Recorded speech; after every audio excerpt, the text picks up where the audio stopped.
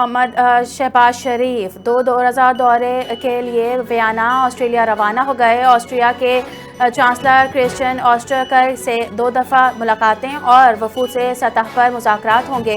دونوں ممالک کے درمیان سرمایہ کاری بڑھانے کے لیے کاروباری اجلاس کی مشترکہ صدارت۔ وزیر اعظم آسٹریا بزنس فورم میں شرکت اور خطاب کریں گے۔ اقوام متحدہ کی تقریب پائیدار ترقی، عالمی امن و خوشحالی میں بھی حصہ لیں گے۔ دورے کے دوران وزیر اعظم انٹرنیشنل اٹامک انرجی ایجنسی کے ڈائریکٹر جنرل سے بھی ملاقات کریں۔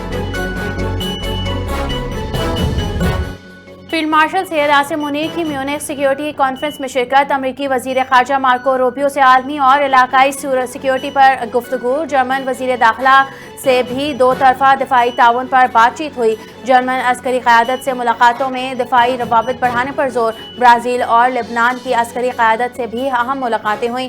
عالمی امن و استحکام کے لیے 2 طرفہ اور کثیر الجہتی مکالمے کی اہمیت پر زور دیا۔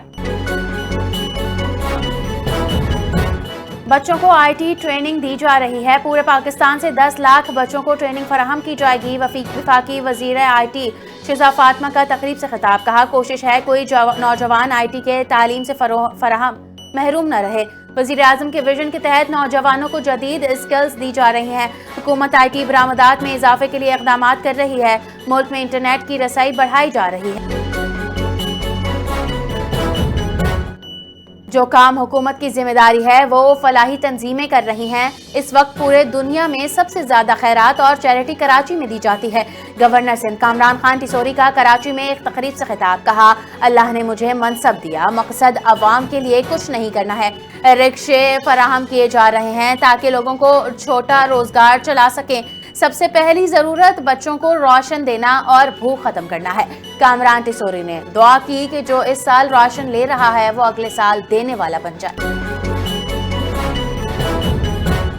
وزیر اعلیٰ پنجاب مریم نواز شریف نے پولیس اصلاحات کے لیے 3 ماہ کی ٹائم لائن مقرر کر دی۔ ہر شہری کو سر کہہ کر مخاطب کیا جائے۔ تھانوں میں پنک بٹن، باڈی کیم اور FIR کی آن لائن ٹریکنگ متعارف کروانے کا فیصلہ۔ ہر تھانے کے اہلکاروں کو باڈی کیم فراہم۔ صوبے بھر میں 14,000 کیم اور 700 پنک بٹن نصب کیے جائیں۔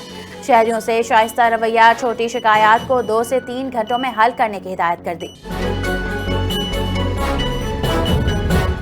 DGISPR lieutenant general Ahmed Sharif Chaudhry کا لاہور میں مختلف جامعات کا دورہ۔ HSN college, university of engineering and technology اور Lahore college for women university کے طلباء اور اساتذہ کے ساتھ خصوصی نشستیں۔ قومی سلامتی، نوجوانوں کا کردار، جدید چیلنجز اور ہائبرڈ وارفیئر پر تفصیلی گفتگو کی۔ تعلیمی اداروں کے سربراہان اور اساتذہ نے افواج پاکستان کی پیشہ ورانہ صلاحیتوں پر اعتماد کا اظہار کیا۔ حافظ نعیم الرحمان کا ملک گیر احتجاج اور یوم سیاہ کا اعلان۔ گرفتار کارکنان کی فوری رہائی کا مطالبہ بھی کر دیا۔ حکومت پہلے کارکنان کو رہا کرے پھر مذاکرات ہوں گے۔ احتجاج روکنے کے لیے طاقت کے استعمال کا الزام بھی لگا دیا۔ MQM اور پیپلز پارٹی پر کراچی کو تنہا چھوڑنے کا الزام۔ حکومت کی جانب سے بانی PTI کے لیے 2 ڈاکٹرز پر مشتمل میڈیکل پینل تشکیل دے دیا گیا۔ میڈیکل پینل میں ڈاکٹر امجد اور ڈاکٹر ندیم قریشی شامل۔ ذرائع کے مطابق ڈاکٹرز کے پینل میں بانی کی ذاتی معالجین شامل نہیں۔ میڈیکل پینل بانی PTI کا جلد معائنہ کرے گا، جس کے بعد بانی PTI کو اسپتال منتقل کرنے کا فیصلہ ہوگا۔ پاکستان تحریک انصاف نے بانی PTI کا معائنہ خاندان اور ذاتی ڈاکٹرز کی موجودگی میں کروانے کا مطالبہ کر دیا۔ PTI رہنماؤں کا کہنا ہے یک طرفہ طبی معائنہ بنیادی انسانی حقوق اور جیل قوانین کے خلاف ہے۔ بانی PTI کی صحت سے متعلق کسی بھی قسم کی رازداری قبول نہیں۔ انہوں نے مزید کہا پارٹی کے تجویز کردہ مستند ڈاکٹروں اور اسپتالوں میں طبی معائنہ یقینی بنایا جائے۔ کچے کے علاقے میں 11 ڈاکوؤں نے پولیس کے سامنے ہتھیار ڈال دیے۔ ملزمان مختلف سنگین جرائم میں مطلوب تھے۔ پولیس آپریشن کے دباؤ پر ڈاکوؤں نے سرنڈر کیا۔ تمام ملزمان کو حراست میں لے کر تفتیش شروع کر دی گئی۔ DPO مظفر گڑھ کا کہنا ہے ہتھیار ڈالنے والے ڈاکوؤں کا تعلق بوسن گینگ سے ہے۔ پاکستان AI صلاحیتوں کا عالمی سطح پر اہم پذیرائی مل گئی۔ ایک امریکی ٹیکنالوجی کمپنی نے پاکستان AI اسٹارٹ اپ ورچونز AI کو لاکھوں ڈالر مالیت کے معاہدے کے تحت خرید لیا۔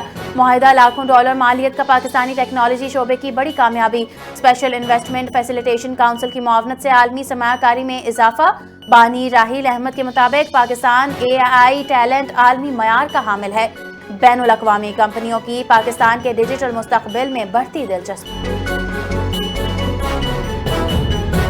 واش میں زلزلے کے جھٹکے محسوس کیے گئے۔ زلزلہ پیما مرکز کے مطابق زلزلے کے جھٹکے شدت ریکٹر اسکیل پر 3.4 ریکارڈ کی گئی۔ زلزلے کی زیر زمین گہرائی 15 کلومیٹر تھی۔